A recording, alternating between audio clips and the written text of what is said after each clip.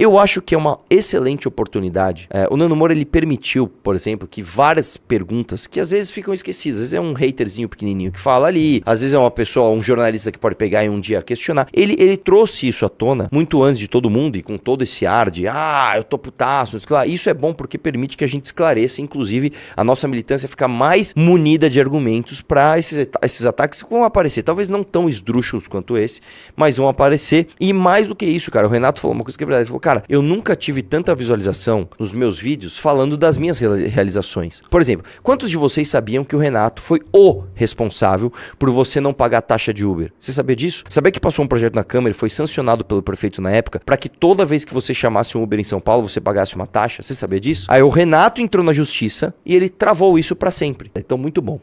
É importante esclarecer alguns pontos, dado que o objetivo do youtuber e guitarrista amador é confundir sua massa de seguidores em sua doida e fracassada cruzada para impedir o Partido Missão de ser montado. O Nando Moura realmente faz isso, cara. O que ele faz? Ele, de forma muito habilidosa, ele mistura as palavras, né, pra dar um ar. Às vezes você vê um vídeo do Nando Moura, você nem entende muito o que ele falou, né? Tipo, você só segue uma impressão, eu acho que o Nando Moura tá denunciando uns picaretas, né? Só que quando você pega e esmiuça, você vai na minúcia, peraí, o que ele falou? Então, por exemplo, uma das coisas que ele fala muito, né, que ele tá falando agora, tal do nepotismo. Vamos falar do nepotismo. Nós vamos falar disso. E você vai me falar se isso faz sentido. Então vamos lá. Sua estratégia é simples, levanta ilações, conecta pontos sem relação, se faz de louco diante de processos complexos, como a coleta, apuração, envio, formação de lote, entrega e avaliação de fichas, e faz conjecturas futuras de maneira sinuosa para evitar processo, né? Aos fatos. Então ele vai lá.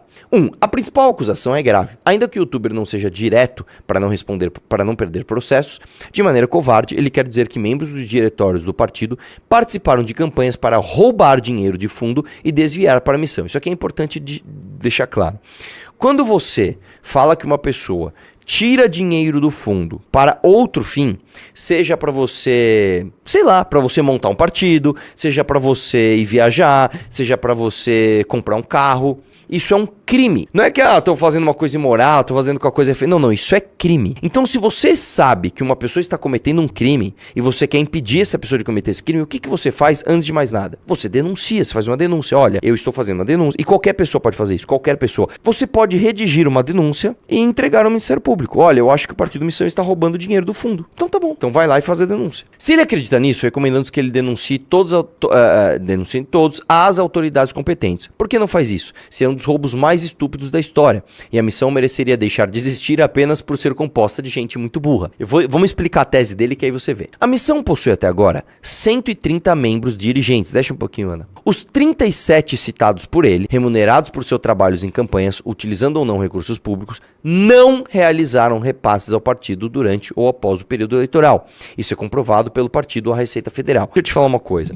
Todas as doações do Missão são feitas oficialmente. E todos os gastos da missão são feitos oficialmente. Ou seja, o que a missão teve de gasto até agora? Vou dar um exemplo. Você é um coletor. Você coletou uma ficha. Coletei uma ficha lá. Olha, quanto a missão falou que ia pagar pra vocês? Falou que ia me pagar R$2,50. Depois R$2,75 por essa ficha. A missão vai lá e paga você. Isso não é deixa eu tirar da minha carteira aqui, o dinheiro. Não é assim que funciona. Você faz tudo por dentro e tudo é declarado. Você imagina, cara, num processo de formação de um partido, quantas lupas não tem de todos os seus oponentes, de todo o sistema judiciário, de todo o sistema eleitoral do Brasil para pegar um errinho desse. Se eu, Arthur, tirar da minha carteira aqui, tô dando, quanto você pagou nessa? R$3, tô aqui R$3, dessa ficha, já dá problema. Então, tudo, absolutamente tudo que entrou na conta do partido e saiu da conta do partido foi absolutamente transparente, oficial, foi por dentro e tá tudo certo. E essa prestação de contas é pública, qualquer pessoa pode acessar, tá? Vamos lá. O guitarrista amador de heavy metal não possui nenhuma prova que sustente o que diz, restando a ele o papel ridículo de imputar crime de maneira sinuosa a pessoas honestas que põem a cara a tapa debaixo de chuva e sol para montar esse partido. Ele alega também que o partido é composto de familiares, portanto nepotista, enquanto ignora os demais membros em mais de 10 estados. Ocupando cargos de direção da missão, são centenas de pessoas convenientemente ignoradas pelo metaleiro. Em primeiro lugar, antes de mais nada, eu acho que em algum momento eles falaram isso, né? Mas vamos lá, vamos ler que aí vai chegar nessa parte, vamos lá.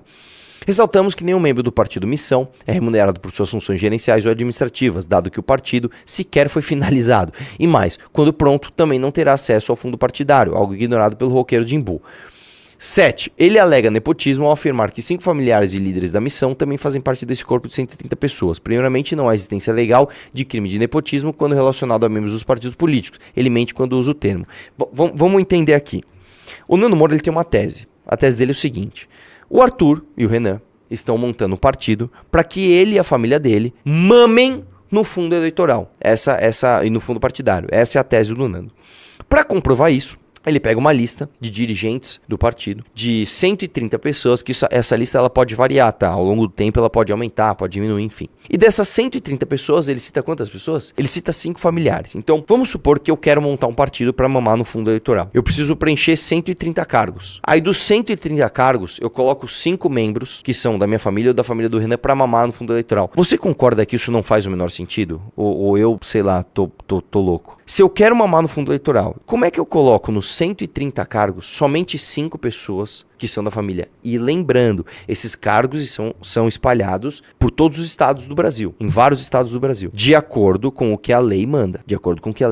Numericamente, isso já não faz sentido. Só que existe mais um ponto que pra mim é o ponto central. Eu não sei se você sabe, se eu, por exemplo, indicar o meu irmão pra trabalhar no meu gabinete, isso se chama nepotismo. É contra a lei. Você faz uma denúncia e esse cargo cai. O cara perde o emprego, porque você não pode colocar uma pessoa da sua família no seu gabinete. Aí, normalmente, se faz um negócio chamado nepotismo cruzado. O que é o nepotismo cruzado? Então, eu chego pra um deputado amigo meu, falo, é o seguinte, eu não posso empregar meu irmão, mas você pode. E você não pode empregar o seu irmão, mas eu posso. Vamos cruzar? Você contrata o meu irmão e eu contrato o seu irmão? Beleza. Isso é nepotismo cruzado. Isso também é tipificado criminalmente. Nunca ninguém do MBL fez isso. Vocês podem procurar, etc. Tal.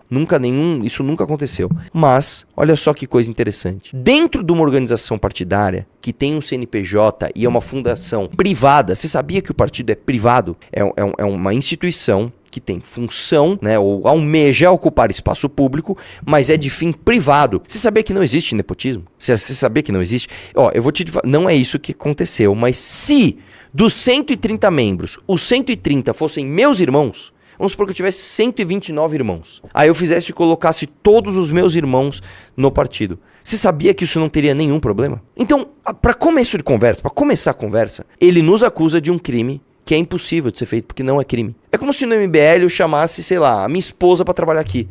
Não, o MBL é uma organização privada. O partido é a mesma coisa. E mais, as pessoas que foram escolhidas para fazer parte desses cargos de dirigência, que não são remunerados, é importante deixar claro, ninguém ganha um centavo. Essas pessoas são fundamentais para a missão. Um dos casos que ele citou, acho que foi o próprio pai do Renan, né? Cara, como é que você ousa citar o pai do Renan, mano? Que você já tá com ele tantas e tantas e tantas vezes, cara. O pai do Renan, de graça, já ajudou tanto, mas tanto a missão, cara. E consultoria jurídica, já ajudou com contato que ele tem em outros estados. Porque o pai do Renan é diferente de você, ele saiu de casa, ele construiu coisas, ele trabalhou, ele conhece pessoas, ele tem street smart, que chama, ele sabe como é que as coisas funcionam. Então você ter um cara desse próximo é fundamental pra você não tomar golpe, pra você fazer as coisas direito. Então sim, cara, o pai do Renan está na estrutura. Faz todo sentido. Que surpresa. Você queria que colocasse quem, Nando Moura? Você queria que colocasse o teu irmão? Vai, voltando pro assunto. Onde eu parei? No 8? 8. Essas pessoas atuam politicamente junto ao grupo fundador da missão, participando de atividades organizacionais em termos estaduais e nacionais. Os citados por ele, e em especial, foram fundamentais na atuação jurídica e na captação de recursos. Né, desce um pouquinho mais. O youtuber se faz de louco e ignora que Arthur Duval não dispõe de direitos políticos sequer para figurar como fundador do partido. Isso aí é o seguinte, parece que ele pegou um trecho de um vídeo meu, sei lá, acho que da semana passada, retrasada, onde ele fala que eu vou ser, como é que ele fala? Eu vou ser imperador, vou ser alguma coisa do partido. Ele falou, cara, eu nem tô no partido, eu não tenho nem direito político pra estar. Aí ele usa isso como argumento pra falar outra coisa, né? Mas enfim, o youtuber se faz de louco e ignora que Arthur Duval não dispõe de direitos políticos sequer para figurar como fundador do partido, quanto mais para virar um imperador. Também não sabe que Arthur é um dos maiores doadores do partido, conforme informado a Receita. Isso é outra coisa importante de deixar claro. Quando a gente fala assim, ó, eu captei recurso do João. Não é que o João veio aqui no MBL com um pacotinho marrom, sabe? Um pacotinho de dinheiro, igual o saquinho de padaria. E aí ele viu que ninguém tava olhando e ele entregou um bolo de dinheiro. Não, cara, todas as doações ao partido, todas, elas têm de ser oficiais, elas têm de ser por dentro. Todo o dinheiro que eu coloquei por dentro. Eu peguei o meu dinheiro, presta atenção, Nando Moura, isso é de forma oficial. Eu oficialmente, tá? Eu peguei o meu dinheiro e eu doei para o Partido Missão. Por quê? Porque eu acredito nessa porra. Você pode achar o que você quiser disso. É burrice, é um idiota, porque diferente de você, Nando, que você falou, né, o meu áudio era uma zoeira, né, falando que elas são fáceis porque elas são pobres, né, falando das meninas gatas lá, do leste europeu, etc, etc. Você falou isso com outras palavras. Aquele teu vídeo onde você fala assim, o Brasil é uma merda mesmo, eu vendo desesperança e eu sou o cara que eu vendo lenço pra você chorar. Eu sou o contrário, Nando. Eu pego o meu dinheiro, tá? Pego o meu dinheiro e dou pra missão, velho. Eu sou o contrário, né? Eu acredito nisso tanto que eu ponho a minha grana. Mas enfim, né? Aguardamos o retorno dos direitos políticos do Arthur para que dispute eleições sob nossa bandeira. Quanto à acusação de acúmulo de poder, ele cita que o presidente Renan teria direito a 3 votos em votações. Isso aqui, cara. Para começar, é o seguinte. Se o Renan tivesse direito a 3 votos, ele já seria o cara mais burro do mundo. Porque se você tem ali, vamos dar um exemplo, 130 dirigentes... O Renan poderia ter 130 votos, se fosse o caso. Mas o cara é tão burro que ele nem leu o estatuto. Mesmo que tivesse o que o próprio estatuto contradiz, isso não significaria nem perto da metade necessária para conseguir vencer qualquer decisão. Só que independente disso, o Renan não tem os 3. Ele não leu o estatuto. Isso não existe, cara. Mas mesmo que ele tivesse... estou fazendo uma importante denúncia, tá? O Renan vai ter 3 votos. E daí? Eu vou dizer uma coisa pra você, cara, tá? Vamos supor que eu quisesse montar o partido e o partido vai chamar assim: Partido da República do Arthur, PRA. Você sabe o que eu poderia fazer isso? Sabe o que eu posso fazer isso?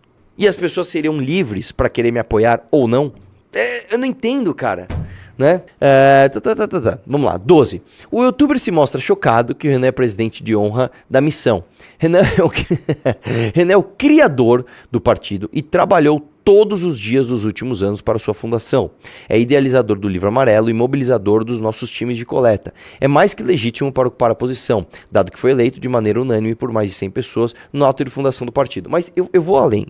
Esquece o Partido Missão. Esquece o Partido Missão. Que o Partido Missão, ele é a ponta do iceberg das coisas que o Renan construiu. Quando você chega no MBL e você conversa com as pessoas, você não tem aquela relação mercantil com a figura do Renan. Não existe um negócio assim, o Renan, ele me paga e logo eu preciso obedecer, mas eu odeio o Renan, não gosto das coisas dele, meu chefe é foda, não é isso que acontece. Geralmente, a saga da pessoa no MBL é assim, a pessoa se apaixona pelo grupo, entende o que o grupo tá fazendo, começa a acompanhar, questiona tudo, entende que o grupo passa pela sua peneira de critérios, aprende com o grupo, se engrandece com o grupo, aí ele fala assim, eu quero entender ainda mais sobre esse grupo. Aí ele se aproxima. Quando ele se aproxima, ele entende mais da organização do grupo. Então ele entende o grupo mediaticamente, gosta, se apaixona, entra, aprende, blá. Aí ele passa para a camada mais interna da cebola. Ele fala, deixa eu entender como é que funciona a organização do grupo. Quando ele chega e entende a organização do grupo, ele entende as diferentes personalidades. Por exemplo, um cara que se aproxima do MBL começa a entender a genialidade do Riso. Né? O Riso é um cara que ele não aparece muito. O Riso não é um porta-voz. Né? As pessoas do MBL conhecem o Riso. Mas se você sair na rua e perguntar, você conhece o MBL? Conhece. Conhece quem conhece? Conhece o Arthur? Conhece. Você conhece o Riso? Não. O Riso foi basicamente o criador do sistema memístico do MBL. Tá lá em 2016, quando você viu os memes mais criativos, mais eficientes. Tudo isso é a genialidade do Riso antes de aparecer agora a inteligência artificial, antes de aparecer esse monte de páginas de meme. O Riso criou uma tendência nacional de criação de memes, eu não tô brincando. O cara fala assim, Riso, me dá o que você acha disso daqui? Mano, se o Riso falou que tá bom, eu sei que tá bom. O Kim pede conselho pro Riso, eu peço conselho pro todo mundo. O Riso ele é um líder de comunicação da Memelândia. Esse tipo de coisa acontece com o Renan elevado ao quadrado. Porque o Renan, ele tem um outro tino. O Renan não é o melhor cara do mundo pra fazer meme. O Renan não é o melhor cara do mundo pra organizar as coisas. Ele não é o melhor cara do mundo pra ter uma disciplina numa coisa. Mas o Renan, ele é o melhor cara pra imaginar coisas que às vezes você não imagina. Então, por exemplo, quando você pegar, por exemplo, a Revista Valete. A Revista Valete, ela não foi executada pelo Renan. Não é o Renan que vai lá e programa tudo. Mas ela foi imaginada, ela foi idealizada, ela foi direcionada pelo Renan. O Renan, ele faz de fato o papel de um CEO. E o Renan, inclusive, ele tem até as os defeitos clichês de um CEO. Ele é meio doido, ele é desarrumado, ele é desorganizado, ele é louco, ele parece até um personagem de quadrinhos que vai fazer o papel de um CEO. Então, quando as pessoas vêm aqui e perguntam e pedem orientações para o Renan, não é porque elas têm medo de represária, muito pelo contrário, porque elas admiram genuinamente o Renan e elas esperam tirar um pouquinho da sabedoria dele para direcionar a sua própria atividade. Então, quando você fala que é um absurdo o Renan, como é que ele falou? Ele se choca falando o quê? Sobe lá, cadê ele? Eu tô chocado que ele não é presidente de honra da missão. Cara, isso mostra um desconhecimento tão grande do que é isso daqui. Como é que você se choca vendo que o Renan é presidente de honra da missão, cara? Como que você se choca com isso, cara? Pelo amor de Deus, cara, é a coisa mais natural do mundo. Pegue os meus vídeos de 2017 falando, cara, vocês não conhecem o Renan. O Renan é foda, o Renan é foda, o Renan não sei o que lá. Isso eu tô falando lá em 2017, antes de ter o MBL com todas essas pessoas, antes de ter a Livro Amarelo, Missão e papapá. Por quê? Porque isso foi espontâneo, isso foi genuíno. E na época, teoricamente, né, eu não precisava do MBL, mas o MBL precisava de mim. Entendeu? Então, vamos entender isso daí. Vamos lá. Respondendo a sua ligação, membro nato não acumula voto e vota apenas se estiver em diretório. Ele não leu o estatuto? Claro que não. E presidente de honra é uma tradição que será mantida na missão para que nossos valores sejam sempre resguardados. É como se fosse... puta, cara, eu nem sei que analogia usar. Não tenho o que falar assim. É muito claro, o presidente de honra da missão tem que ser o Renan. Isso demonstra a teoria dos 3 votos do imperador Renan. Desmonta, né? Sua animosidade o impede de ver o básico, talvez por nunca ter tentado nada sério e complexo em sua vida, além de uma importante banda... além de uma importante banda em Imbu que contava talvez com 4 membros, né?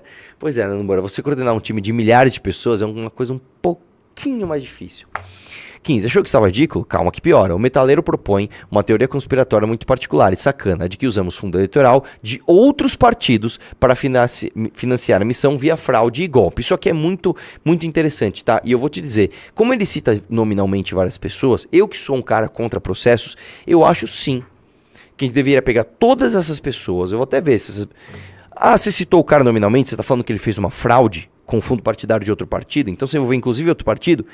Então agora você vai ser processado e você vai ter que responder, você vai ter que mostrar direitinho como é que funcionaria essa fraude. Eu acho que é o mínimo, tá? Eu acho que é o mínimo. O músico cita que o partido passou de 32 para 73 mil assinaturas coletadas, ele usa esse termo, tá? Assinaturas coletadas, em um mês, após alguns dos seus membros serem remunerados por participarem de campanhas eleitorais, insinuando que o valor teria sido usado para impulsionar a coleta de assinaturas. Sua argumentação é tão ridícula que inclui, entre os golpistas e fraudadores, o candidato a prefeito de Curitiba, Neile Prevost. Membro do União Brasil sem ligação alguma com a missão. Então assim, ele acha que o Neile Prevost, um cara que eu nem conheço ele, que foi o candidato que o Bétega falou, eu vou votar no Neile Prevost, ele usou fundo partidário de outro partido para ajudar o presidente de honra da missão, Renan, a mamar no fundo eleitoral com sua família através da criação da missão. Cara, não faz o menor sentido. Não faz o menor sentido. Aí desce aí. Ele erra e demonstra falta de habilidade cognitiva, confundindo coleta com validação e ignorando os prazos de coleta e trânsito das fichas em todo o território nacional, pois. Aí, antes de eu ler a nota, eu vou explicar como é que funciona. Deixa eu te explicar, Nando Moura. Você não vai na rua e fala assim, oi, tudo bem? Eu tô aqui criando um partido, tal. Você tem como assinar pra mim? Pum! Aí ele pinga lá, sozinho. Ele pinga no sistema do TSE. Eu vou explicar pra você como é que funciona. Vamos supor que eu estou na Avenida Paulista e eu cruzo com a Ana. Oi, Ana, tudo bem? Começou a Ana e tal. Ó, eu tenho um partido assim, você quer apoiar? E depois, vamos supor que depois de todo o convencimento, ela fala assim, não, eu quero te apoiar, mas quando ela coloca o título eleitoral dela, tá? Não é de São Paulo, tô dando um exemplo. É de Roraima. Como é que você faz para isso ser regularizado? E aí eu quero que você entenda que nós não estamos falando de uma ficha. Nós estamos falando de centenas de milhares de fichas. Como é que funciona? Peguei o apoiamento da pessoa. Presta atenção, nós criamos, nós inventamos, nós fizemos do zero, através do Dr. Souto, um programa, olha que gênio, que você, através do celular, olha só, você põe o título de eleitor, você põe o nome da pessoa, o nome da mãe da pessoa e a data de nascimento, e ele te dá o título de eleitor da pessoa, se é válido, então te dá o número, que ninguém sabe o seu título de eleitor de cor, e te dá se é válido ou não. Ó, o seu título tá irregular, não adianta eu pegar sua ficha. Ó, adianta e tal. Beleza. Anotei o número da pessoa na ficha física, é um pedaço de papel. Beleza. O que esse coletor tem que fazer? Esse cara vai ficar o dia inteiro na rua lá. Coletou. Ele vai pegar todas as fichas, ele vai tirar a foto, vai mandar no sistema. Basicamente o cara já fala. Das fichas que você coletou, é um sistema que se comunica direto com o TSE. Sei lá, tô dando um exemplo aqui. Você coletou 20 fichas, tô dando um exemplo. Dessas 20, 18 você pode trazer. 18 tão boas.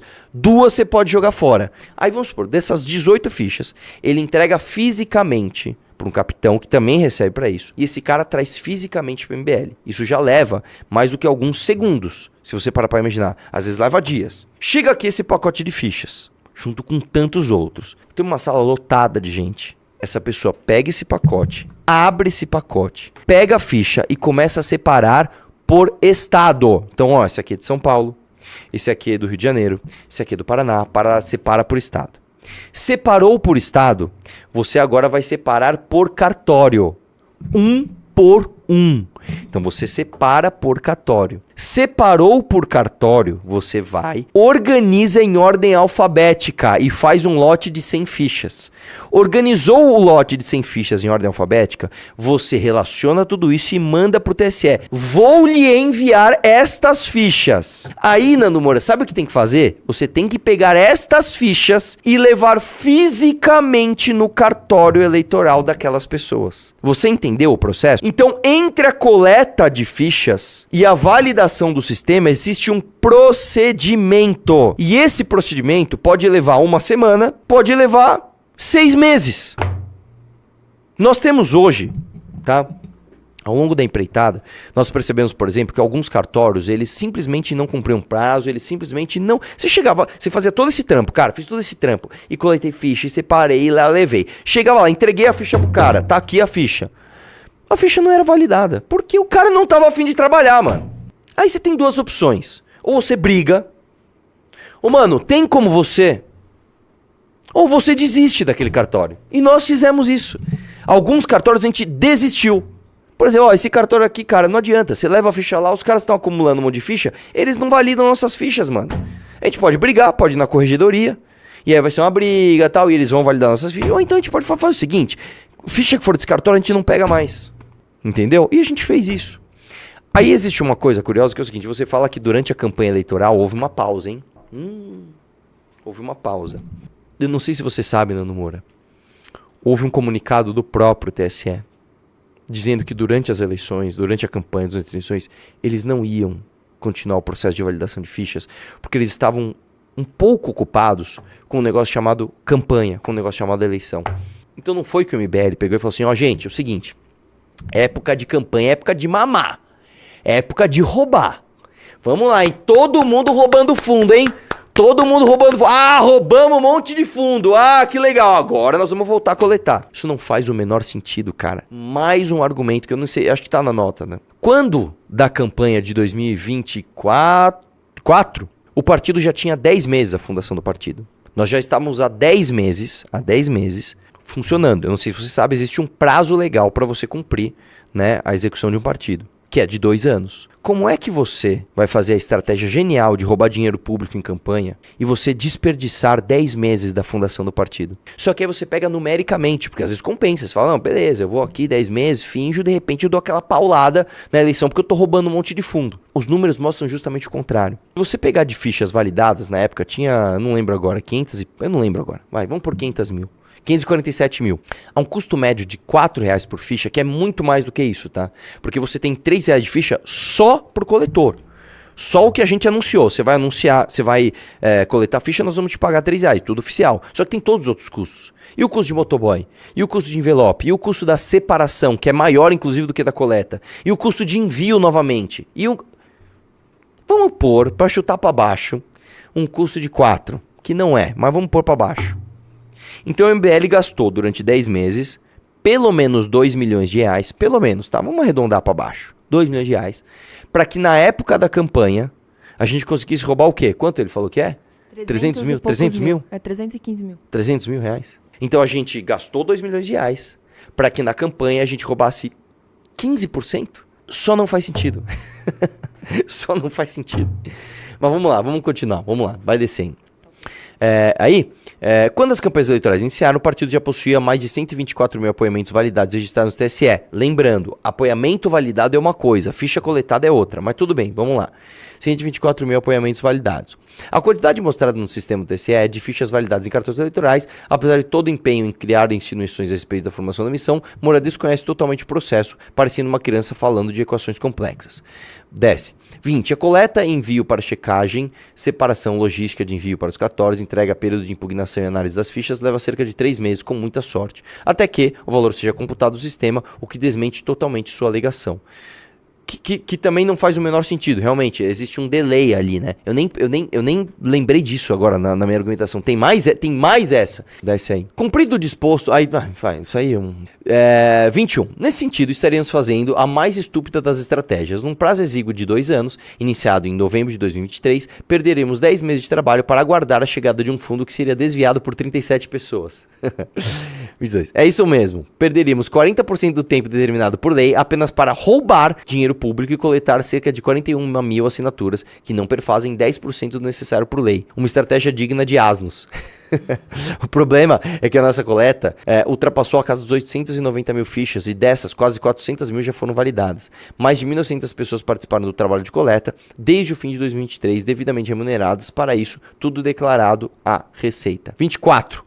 Até o começo da campanha, antes de qualquer fundão, o partido já havia coletado 586 mil fichas, no custo médio de R$4 por ficha. Suposta estratégia não pagaria nem 15% do valor que foi gasto até aquele momento.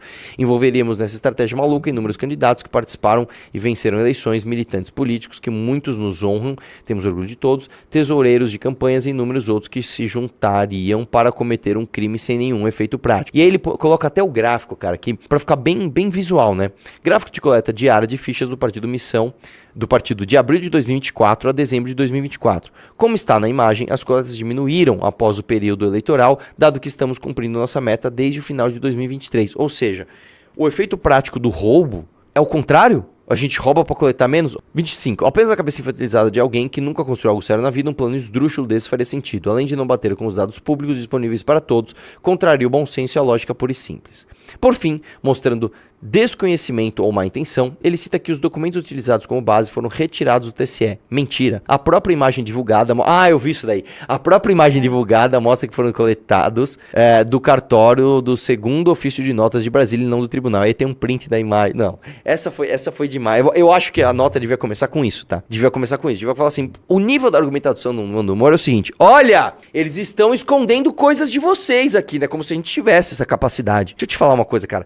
Pra cada vez que você pensou em impedir a missão de acontecer, eu te garanto que juízes especializados, promotores especializados, políticos técnicos especializados nisso já tentaram milhares de vezes procurar esse tipo de coisa e não acham, porque a gente fez tudo certinho. Aí ele vai mostrar, olha, saiu do TSE. E aí quando ele mostra o selo, né, do documento que ele tá falando, é de outro lugar. Tá ali, ó, cartório do segundo ofício de Brasília. O Nando Moura, ele quer ser minucioso. Nando, deixa eu te falar uma coisa. A gente já sabe que você cita livros que você não leu. A gente já sabe disso. Agora, quando você vai citar um documento, cara, não é nem um livro gigante, velho. Quando você vai dizer esse documento... O mínimo que você precisa saber é de onde você tá tirando aquilo, velho. Faz direito, mano. 27. Esperamos ter sido claros. Uma pena gastar o nosso e o seu precioso tempo respondendo esse tipo de besteirol, mas faz parte do jogo. Logo mais o partido estará pronto e a fila dos descontentes será muito maior. Refutando todo esse papo mentiroso de Nando, vale lembrar que o que financia a missão hoje, além de doações, é a venda do livro amarelo. Compre o seu em livroamarelo.com. Obrigado e onça neles. Fizeram uma felina indo pra cima do menininho. Por que o menininho é loirinho, cara? Mas beleza, vamos na produção audiovisual. O Alexandre sempre fez as produções audiovisuais do MBL. Você quer ver um vídeo que pra mim é emblemático? Vocês lembram o meu vídeo do rock? É esse, vai lá, dá play.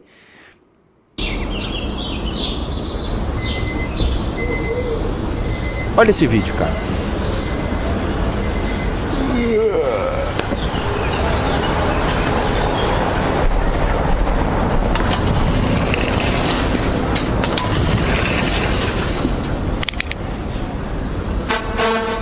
referência ao diretor do filme Hotel Budapeste. Vocês lembram desse vídeo, cara? Vocês lembram desse vídeo? Eu tomei isso. Eu tomei de verdade. Pô, mano, é pesado. A hora que você toma o estômago, parece que você comeu um omeletão, assim, de uma vez.